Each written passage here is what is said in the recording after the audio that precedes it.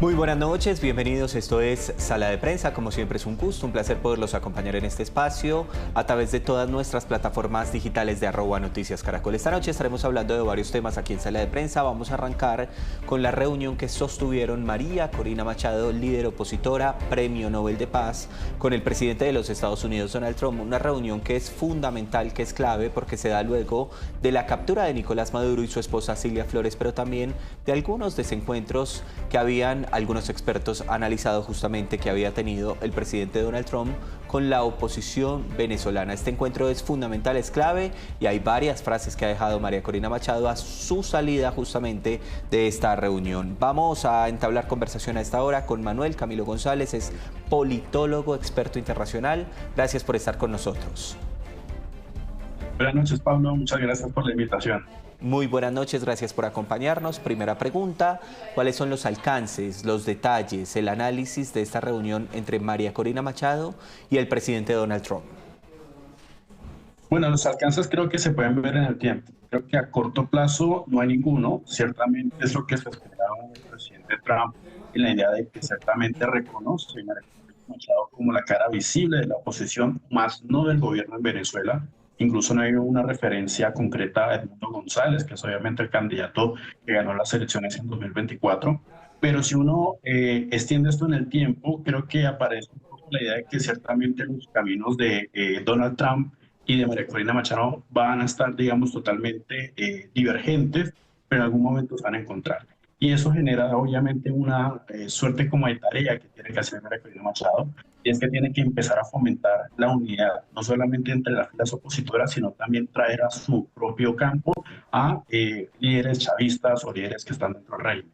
Entonces, ciertamente, ahora lo que vamos a ver es ciertamente que no existe un efecto real, pero con el tiempo, creo que esto ya de alguna forma empieza a tomar forma sobre la idea de que ambos caminos que parecían ser irreconciliables, la idea de tener petróleo, pero también la idea de tener democracia, pues pueden aparecer de alguna forma equivalentes en un futuro pues, cercano. Ha dicho María Corina Machado a la salida de la reunión varias frases. Ha dicho que pudieron conversar con calma, que le impresionó la forma como Donald Trump conoce la realidad de Venezuela, que precisamente Donald Trump puede ayudar en la libertad de los presos políticos, pero también tuvo una conversación frente al tema del Premio Nobel de Paz. Arranquemos entonces con la conversación, dice ella, con calma, y dice que Donald Trump conoce a fondo los problemas de Venezuela. Sobre el interés de Donald Trump de Venezuela ya lo hemos conversado, pero analicémoslo esta noche. Bueno, un poco pensando en la palabra en calma, creo que está relacionado con que la transición no es un proceso de la noche a la mañana. Creo que eso yo creo que es algo importante de tener en cuenta, no solo porque ciertamente las expectativas están a flor de piel sobre cae Maduro, cae el régimen, y no fue así, sino que obviamente hay que entender un poco que este tipo de transiciones son un partido largo, un partido en donde hay tanto avances como retrocesos, y obviamente la calma, la paciencia es un elemento fundamental para los estrategas políticos en ese sentido. Creo yo que la otra parte que comentabas, Pablo, sobre los que conocen muy bien la realidad de Venezuela, también se transmite un poco la idea de que pues, la presidencia de los Estados Unidos hizo un gran trabajo sobre, de alguna forma, saber cuál era la estructura de poder que tenía Venezuela. Y se dio cuenta que ciertamente el hecho de decapitar pues, un régimen no implica que exactamente vaya a caer. Hay reemplazos y esos reemplazos tienen que, al final de cuentas, mantenerse para mantener el orden, digamos, en Venezuela. Y yo creo que eso también es una suerte de autocrítica de María Corina Machado, de que ciertamente no dispone de toda la información, así sea una líder opositora en Venezuela, pero que también debe de alguna forma darle mérito a Estados Unidos en el sentido de que también elabora un plan, este plan de las tres fases que Rubio, sobre que efectivamente el proceso de transición es un proceso que va a ser largo en el tiempo, que va a necesitar calma, pero sobre todo a tener información sobre los verdaderos motivos y Muy bien, vamos a hablar en este momento también de las tensiones que en algún momento se tuvieron entre Donald Trump y María Corina Machado frente al Premio Nobel de Paz, porque les quiero presentar además las imágenes y en segundos ver también las declaraciones de María Corina. María Corina Machado le dedicó el Nobel de Paz a Trump entregándole una medalla y una placa conmemorativa en su visita. La líder opositora ha acudido a este encuentro portando una medalla con el Premio Nobel de la Paz recientemente concedido, enmarcada junto a una placa en la que se reconoce la defensa de la libertad y de los valores democráticos. Sobre el tema del Premio Nobel de Paz, María Corina se refirió. Escuchemos. Le decía al presidente Trump que hace 200 años el general Lafayette le entregó a Simón Bolívar una medalla con la cara del presidente George Washington. Y desde entonces Simón Bolívar nunca la dejó, hasta el día de su muerte conservó la medalla. Justo 200 años después, los herederos, el pueblo de Bolívar, le entrega al presidente de los Estados Unidos en retribución una medalla. Ella se remonta a la historia, pero por supuesto que hay que analizar en este espacio, Manuel Camilo González, el tema de las tensiones que en algún momento se decía hubo por este Premio Nobel de Paz. Sí, ciertamente Donald Trump es de alguna forma un presidente que tiene una personalidad muy fuerte, muy impulsiva y que ciertamente cree que lo merece todo. Y en ese sentido, el saber que pues, María Corina Machado pues, había ganado el premio supuso cierto golpe para su ego. Ahora bien, yo creo que este gesto que tuvo María Corina Machado tiene, digamos, como dos caras. Digamos que la cara amable es ciertamente decir que de alguna forma, sin la salida de Maduro, pues obviamente todo este proceso que se está dando sobre liberación de presos políticos, por ejemplo, pues de alguna forma se le reconoce por la presión que ha tenido el gobierno de los Estados Unidos contra el nuevo régimen. También hay que decir algo que es muy importante, es que el uso de la historia es un uso muy estratégico. ¿Por qué? Porque muchas veces el chavismo siempre ha marcado que todas las acciones que ha hecho Estados Unidos son agresiones imperialistas, agresiones obviamente que vienen de alguna forma relacionadas con el poder extranjero sobre tierras latinoamericanas. Y en ese sentido, el hecho de decir que esto se remonta a la historia de Simón Bolívar, el general Lafayette, pues lo que dice es, mire, no necesariamente esto es un hecho histórico que al final de cuentas también tiene una relevancia en lo bolivariano, que no necesariamente es un monopolio que tiene el chavismo, también es un monopolio que también, bueno, es una narrativa que puede tener, digamos, la oposición. Entonces, eso también es muy importante, pero también hay una parte como desagradable, y es el hecho de que ciertamente el Comité de Nobel de Paz justo en el día de hoy sacó una suerte de tuit en la cual decía pues un poco qué representaba la medalla que le entregó en estos momentos María Corina Machado a Donald Trump. Y eso era como un mensaje un poco sutil diciendo, venga, el premio no es transferible. El premio es obviamente para esta persona que fue la que fue acreedora digamos, de este premio. Entonces, digamos que existe una tensión ahí, un dato de color importante de que efectivamente el premio Nobel, si bien es una cuestión mucho más personal y demás, pues obviamente también tiene su narrativa histórica que lo que trata es un poco de alivianar presiones, por ejemplo, digamos, entre actores venezolanos, entre el chavismo y la oposición, de que no necesariamente el legado de Bolívar es un legado que solamente tiene el chavismo, sino que es un patrimonio que le pertenece a todos los venezolanos. Manuel Camilo, hay que hablar de unos temas fundamentales. Usted ya lo mencionaba, los presos políticos, lo que viene para Venezuela. Parte de esas exigencias, o más que exigencias, de la conversación entre María Corina y el presidente Donald Trump es poner en la mitad los presos políticos de este país. ¿Qué importancia tienen los presos políticos y por qué justamente es un tema fundamental en la conversación entre ambos mandatarios? Creo que es importante por dos razones. Primero, en el caso de Trump, ciertamente revela algo de interés por la democracia. Es decir, es algo de alguna forma una demostración de que efectivamente los Estados Unidos tienen una suerte de, digamos, de plan, por lo menos en el punto 3 de la fase relacionada pues a la transición, de que efectivamente un país como Venezuela, que necesariamente tiene que ir hacia la democracia, es un país que tiene que transitar hacia de alguna forma la idea del respeto del derecho, de los derechos humanos, del Estado de Derecho. Y ciertamente la presión y obviamente el gesto que tiene de alguna forma el gobierno interino en Venezuela, pues es demostrar que efectivamente está cooperando. Digamos que esa es la primera parte, pero la segunda parte tal vez es entender que un poco en el tiempo, en el largo plazo, pues debe existir una oposición en Venezuela y esa oposición en Venezuela tiene que estar obviamente integrada por todos esos presos políticos que efectivamente en su momento el gobierno venezolano puso presos.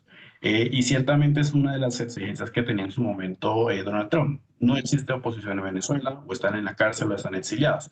el hecho de que por lo menos los presos salgan y hagan presencia, o por lo menos ya se empiezan a movilizar, digamos, por varias zonas de Venezuela, pues ya sea el hecho de que efectivamente María Corina Machado, por lo menos en el mediano o largo plazo, puede tener una base muy segura para proyectar, obviamente, digamos, su poder, pero también ser una alternativa fiable para los Estados Unidos en la tercera fase que, pues, obviamente, ha propuesto el gobierno de los Estados Unidos para Venezuela. Manuel Camilo, la reunión justamente de María Corina y el presidente Donald Trump llega cuando él había, digamos, quitado del camino un poco a la oposición y se había centrado en las negociaciones con el mismo régimen, con Delcy Rodríguez. ¿Cómo entender esto? Creo que digamos, el centro de poder o la toma de decisiones no está en Caracas. Digamos que eso desapareció el 3 de enero con la captura de Nicolás Maduro y literalmente con esa tutela que tenían los Estados Unidos sobre el gobierno interino que preside Delcy Rodríguez. ¿Qué es lo que está haciendo Trump? A mi juicio es lo que está sucediendo, es que ciertamente sabe que tiene que jugar con los dos bandos. Por un lado, a corto plazo, tiene que garantizar el orden, la estabilidad de un país que obviamente no tiene liderazgo. Es un liderazgo que es frágil, es un liderazgo que obviamente está siendo competido por otros actores del chavismo, por ejemplo, Diosdado Cabello o Padrino López, que es el ministro de Defensa. Y eso, pues obviamente lo que trata de buscar es que por el lado de Delcy Rodríguez, pues obviamente se trate de tranquilizar todo. ¿Para qué? Para que, digamos, el primer interés que tienen los Estados Unidos es el petróleo. De hecho, hace poco Delcy Rodríguez anunció en la Asamblea Nacional que iba a hacer una reforma parcial de la ley de hidrocarburos. Está cooperando. Ciertamente, digamos que Trump eligió bien a la hora de mantener orden, pero también una interlocutora segura. Pero en el largo plazo, creo yo que con María Corina Machado, la idea es ciertamente que ella se vaya posicionando como una alternativa fiable, viable, obviamente, para Estados Unidos a la hora de apoyar, digamos, una opción distinta al chavismo. Entonces yo creo que está jugando en dos tiempos, en el corto plazo con Delcy Rodríguez para mantener el orden, para que esto no se convierta en otra guerra para los Estados Unidos, una guerra interminable como Afganistán o Irak, de cambio de régimen, sino que esto a largo plazo pues salga muy bien, no solo a favor de los Estados Unidos, sino incluso a nivel regional, porque sabemos que o sea, en Venezuela termina pues obviamente generándose como una especie de ola migratoria, con todas las implicaciones que tiene relacionadas obviamente con la seguridad regional. Hay una pregunta que creo que es la clave esta noche y es ¿qué viene para Venezuela? Porque es que está esta reunión con María Corina, va a haber una reunión entre el presidente Donald Trump y también Delcy Rodríguez del régimen allí en Venezuela. ¿Qué viene entonces para este país? Creo que lo que viene es un proceso, si se me permite la palabra, muy largo. En el sentido, no te puedo decir fechas porque es muy difícil todos estos procesos de transición. Es un proceso largo de negociación.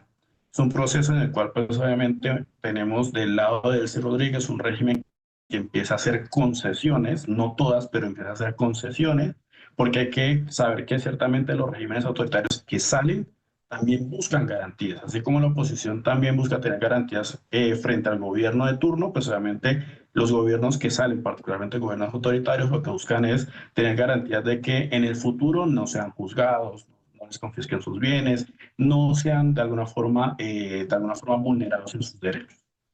¿Qué pasa? Pues obviamente con María Corina Machado, pues obviamente el proceso es lo que venía comentando y es la tarea de que tienen que crearse como una alternativa fiable.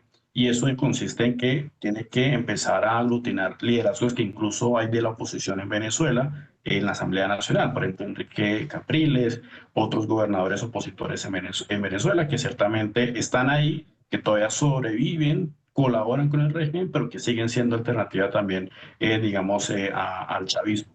Entonces, yo lo que creo que eso es un proceso largo. De nuevo, las transiciones no son de la noche a la mañana y sobre todo en la idea de que permaneciera un poco la estructura casi que intacta del régimen, lo que buscaba ciertamente era esto, no tener estos daños colaterales de efectivamente un derrumbe del Estado y con ello, particularmente en el caso de Venezuela, que grupos armados ilegales tomaran, digamos, un protagonismo muy importante y generaran mucho más, digamos, efectos no previstos en términos de seguridad, que es lo que le interesa a los Estados Unidos, tanto en migración, pero sobre todo en narcotráfico.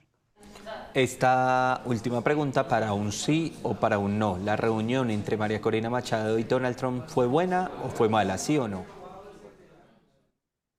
Depende. Creo yo que ciertamente, digamos, lo que tenemos aquí es que fue muy positivo porque en el largo plazo Donald Trump ha comprometido su apoyo, pero en el corto plazo todavía se mantienen los compromisos con el régimen existente. Muy bien, ahí está entonces el resumen. Manuel Camilo González, muchas gracias por estar esta noche con nosotros. Politólogo, analista internacional, profesor, gracias por estar en Sala de Prensa de Noticias Caracol en vivo. Muchas gracias, Pablo, por la invitación y buenas noches para la audiencia. Muy buenas noches para todos. Hacemos una pausa, ya regresamos. Esto es Sala de Prensa.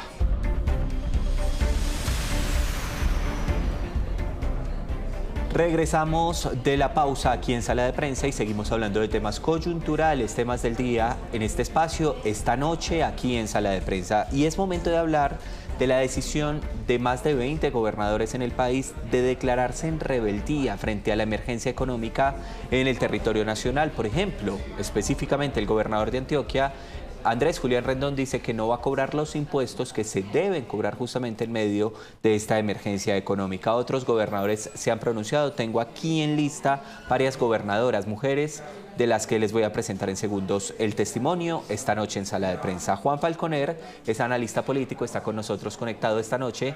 Muy buenas noches, Juan. Pablo, un fuerte saludo para ti, toda tu audiencia, siempre un gran placer.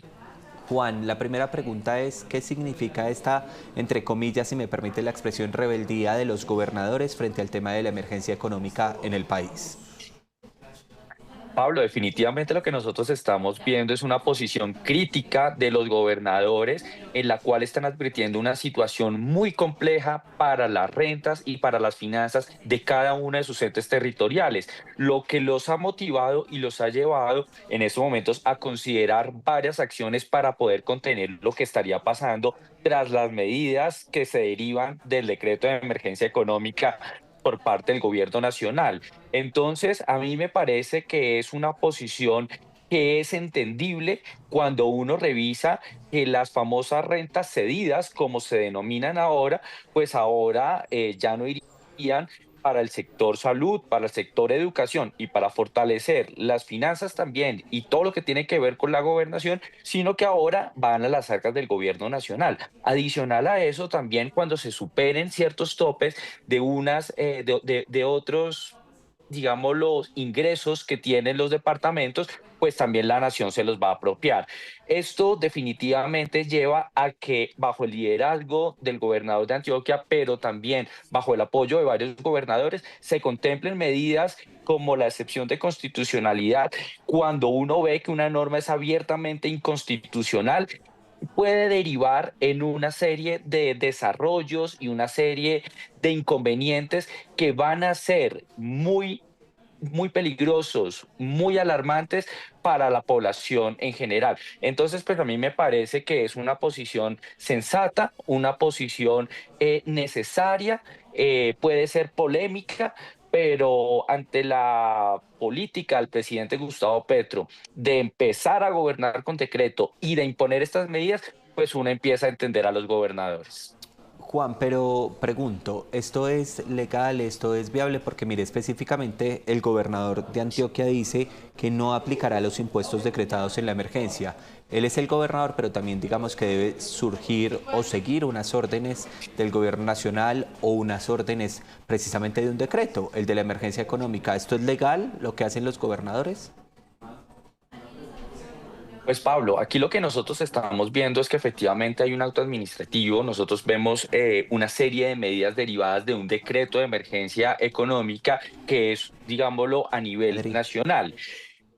También lo que nosotros estamos viendo es un impacto que hay en los entes territoriales y en Colombia, pues nosotros nos hemos destacado en el mapa territorial y en el orden político colombiano en un tema de descentralización y desconcentración que de alguna manera permite autonomía, en el primer caso, a los entes territoriales y en el segundo caso, pues nosotros hemos visto cómo entidades del orden nacional podrían llegar a tener ciertos grados de injerencia y de toma de decisiones. Lo cierto de todo esto, Pablo, es que nosotros estamos viendo que es una medida que lamentablemente la Corte Constitucional todavía no se han surtido los tiempos para que se pronuncie de fondo, para que pueda hacer la revisión completa de qué tan constitucional es la medida. Como estos decretos de emergencia económica usualmente en la tradición constitucional en Colombia, pues no aplica las medidas provisionales de suspensión, que son las que se han pedido en las demandas que se han interpuesto frente a esta medida frente a esta medida que ordenó el gobierno nacional. Pues lo que nosotros estamos viendo es que los gobernadores están contemplando medidas que están contempladas en la Constitución, porque cuando una norma es abiertamente inconstitucional, pues se puede inaplicar esa norma. ¿Qué quiere decir esto? La norma sigue existiendo, la norma no está anulada, pero las autoridades, en este caso del orden territorial, bajo esta figura de excepción de inconstitucionalidad, podrían inaplicarla por considerarla en esos momentos inconveniente y abiertamente contraria a las normas constitucionales. Entonces, en ese orden de ideas, no estarían por fuera del marco normativo constitucional y colombiano. Lo ideal sería que fuesen las mismas cortes las que determinaran qué va a pasar con las normas derivadas de este decreto de emergencia económica y social. Pero mientras eso ocurre, las autoridades en Colombia sí están con la posibilidad y la potestad de inaplicar una norma que vaya o controvierta la constitución política, como lo han sugerido los gobernadores. Cuando toma la decisión el gobierno nacional dice que la emergencia económica se toma porque es algo sobreviniente por lo que está ocurriendo en el país, por la necesidad de esta decisión. ¿Usted qué opina al respecto, Juan? Pablo, a mí me parece que ese decreto de emergencia económica es abiertamente inconstitucional, irresponsable y adicional a eso, supremamente nocivo para lo que necesita el país en estos momentos. Y como bien tú lo advertías, cuando uno hace un decreto de emergencia económica es cuando efectivamente pasa un hecho sobreviniente, pasa algo que no se pedía, que no se podía prever, que no se podía contener y mucho menos atender con las normas vigentes en ese momento, lo cual requiere que haya una medida de excepción para que el gobierno quede facultado y adoptar esas medidas. Pero en este caso particular jamás se presentaron. Lo que nosotros hemos visto es que este gobierno ha sido derrochón, ha sido un gobierno que no ha sabido manejar las arcas públicas, es un gobierno que se ha desfinanciado por sí mismo, que ha aumentado su burocracia, que ha aumentado las tasas de endeudamiento exteriores e interiores, generando una grave crisis económica, pero ha sido el mismo gobierno nacional el que las ha generado y no se cumplen los preceptos normativos para que se haya adecuado y se haya convocado una medida de esta naturaleza. Por eso no nos sorprende que haya sido a finales de diciembre, tomando a todo el mundo por sorpresa, una medida de esta naturaleza cuando había vacancia judicial, cuando la Corte Constitucional no podía entrar a revisar este decreto y el Congreso de la República también se encontraba en cese de sus actividades. Entonces, todo este tipo de cosas sí genera mucho ruido. Aparte de la contradicción que uno encuentra cuando el gobierno nacional le dice a uno que esta es la mejor economía del mundo, que las cosas están divinamente, que todo está funcionando, pero vemos sorpresivamente que sacan de como un as bajo la manga un decreto de emergencia económica que no cumple los requisitos y que sí está generando un daño y un daño enorme a los entes territoriales, porque tocar las rentas de los departamentos es desfinanciarlos y afectar los recursos que van dirigidos especialmente a la salud. Muy bien, a esta hora vamos a escuchar el pronunciamiento de las gobernadoras frente al tema que nos convoca al inicio, que es la rebeldía de las gobernadoras y gobernadores frente a este tema de la emergencia económica, y al retomar hablamos de otro tema que también ha sido noticia del día. Entonces se han tomado varias decisiones aquí con toda los que estamos, ha sido unánime primero la intervención de un documento a la Corte Constitucional para que escuche a los gobernadores los efectos negativos a las finanzas, no solamente a las finanzas, sino a los derechos fundamentales que tiene la salud y la educación, y por eso vamos a poner también una tutela. Cada uno de nosotros va a poner una tutela. Y también estamos ya, la federación nos va a dar un documento jurídico para nosotros no aplicar el decreto en cada una de nuestras regiones. Hoy somos 32 gobernadores unidos frente a la declaratoria de emergencia. Esto es un retroceso a lo que habíamos trabajado el año pasado en el Congreso, que era aumentar, dejar la descentralización y que los recursos lleguen a los departamentos. Desafortunadamente, pareciera que el gobierno con una chisqueada de dedos diera por terminado el trabajo que se hizo los gobernadores con la federación en el Congreso, y con este decreto de emergencia lo que está haciendo es asfixiando a los departamentos, dejando sin recursos especialmente para la salud. Nosotros estamos dando aplicación a las herramientas jurídicas que tenemos en estos momentos y por eso vamos a acudir ante la justicia para que sea obviamente los órganos competentes los que nos den la razón en ese sentido. Vamos a impetrar una acción de tutela, vamos de igual manera a solicitar la intervención ante la Corte Constitucional y vamos a hacer uso de una figura jurídica como es la sección de inconstitucionalidad, donde estamos en todo nuestro derecho porque creemos que vulnera flagrantemente los principios establecidos en la Constitución Política de Colombia. Señor Juan Falconer, como ellos dicen, el gobierno asfixia justamente con esta decisión de la emergencia económica, pero también dicen estamos en todo nuestro derecho, dicen las gobernadoras. Sí, definitivamente lo que nosotros estamos viendo acá es que se están contemplando las acciones jurídicas, las acciones legales para de alguna manera contrarrestar y proteger las arcas departamentales y sobre todo también lo que se deriva de ahí. Y es que, insisto, las rentas son muy importantes para los entes territoriales porque es la manera de autofinanciarse y es la manera también de destinar recursos para el sector salud, para el sector educación, entre muchas otras. Entonces, cuando el gobierno nacional de manera irresponsable le mete la mano al bolsillo a los entes territoriales, está rompiendo la autonomía territorial que está consagrada en la Constitución política. Entonces, al escuchar las declaraciones de los gobernadores y gobernadoras, pues uno entiende claramente la necesidad y el compromiso que ellos tienen con los territorios que representan y la lucha que tienen que llevar para poder proteger esos intereses frente a un gobierno nacional que ha decidido meternos la mano al bolsillo a todos los colombianos de todas las maneras posibles, pero esta manera irresponsable de afectar los intereses territoriales, pues a mí particularmente me generan mucha preocupación. Entonces, considero que son oportunas las medidas que se están estudiando, el apoyo también que se han conseguido o se han obtenido a través de los gremios departamentales y muy seguramente, pues también otros sectores políticos, económicos y sociales que los acompañen en esta lucha. Muy bien, me queda un tema que es el revolcón que se ha dado en las últimas horas en el gobierno nacional. Hice la cuenta, Juan, van 57 ministros que han cambiado justamente en el gobierno. Hablamos de la salida en las últimas horas de Juan Florian del Ministerio de la Igualdad, de Angie Rodríguez como directora del DAPRE y de Jorge Lemus como director de la Dirección Nacional de Inteligencia. ¿Qué significan estos cambios a puertas de las elecciones, a tan poco tiempo de las presidenciales y de las legislativas? Y con esa cifra que yo le daba al inicio de introducir este tema, y es 57 ministros que han pasado por el gabinete del presidente Gustavo Petro.